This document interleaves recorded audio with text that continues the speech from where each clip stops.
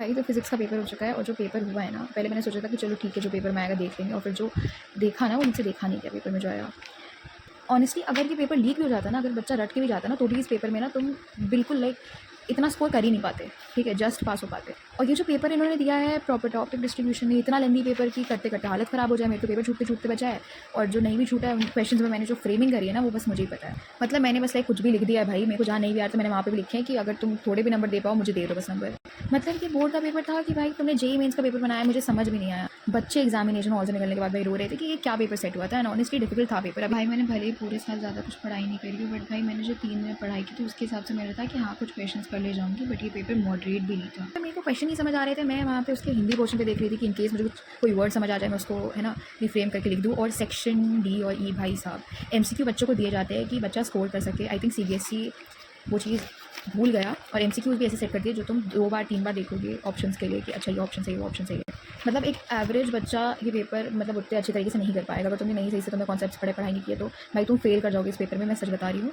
और at least paper ऐसे set करना चाहिए था कि अगर मतलब एवरेज दिमाग भी है तुम्हारा, जो भी तुम सोच वोच करके 30 के अप्रॉक्स ईजिली स्कोर कर सकते हो, बट भाई यहाँ पे तुम अपना पूरा दिमाग भी लगा दो, ठीक है, तो भी तुम उतना स्कोर ना कर पाओ।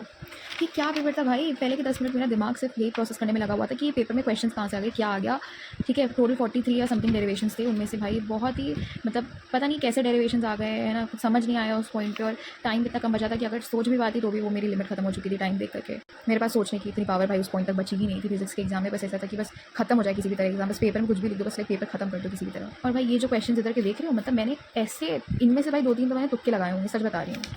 बस ये है कि थोड़े बहुत नंबर अगर मिल जाए उसमें आंसर राइटिंग में तो भी ठीक है। आंसर राइटिंग में भाई इतनी ज़्यादा थ्योरी नहीं थी, और प्रॉपर टॉपिक्स का डिस्ट्रीब्यूशन भी नहीं था ऑनेस्टली। मतलब रे ऑप्टिक्स से बहुत लाइक माइक्रोस्कोप पूछ सकते थे, कंपाउंड माइक्रोस्कोप एंड बहुत कुछ चीज़ें थी, ठीक है, रे से।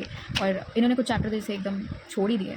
मुझे पूरे पेपर में मैग्नेटिक फील्ड है ना, इलेक्ट्रिक फील्ड और रे और वेव का जो मेन पार्ट था वो तो मुझे दिखाई नहीं। इनफैक्ट सेमीकंडक्टर का भी जो उन्होंने कहा था 7 नंबर का आता है, भाई मुझे पीएन जंक्शन के अलावा तो कुछ दिखाई नहीं उसमें। रेक्टिफायर का रोल और कुछ मतलब कुछ था ही नहीं, ट्रांसफार्मर है ना, बाकी चैप्टर से ट्रांसफार्मर गैल्वेनोमीटर है ना, उसका वर्किंग डायग्राम कुछ भी नहीं था भाई, कुछ आया ही नहीं। इन्होंने बस भाई घुमा फिरा करके डबल स्लिट का यहाँ पे भी दिया, लास्ट में भी डबल स्लिट का दे दिया, ठीक है, यहाँ पे देखो रे का दिया है। तो मतलब ज़्यादा कुछ क्वेश्चन तुम्हारे पास ऑप्शन में, और ऑप्शन भी नहीं दिए थे इन्होंने इतने ज़्यादा, ठीक है।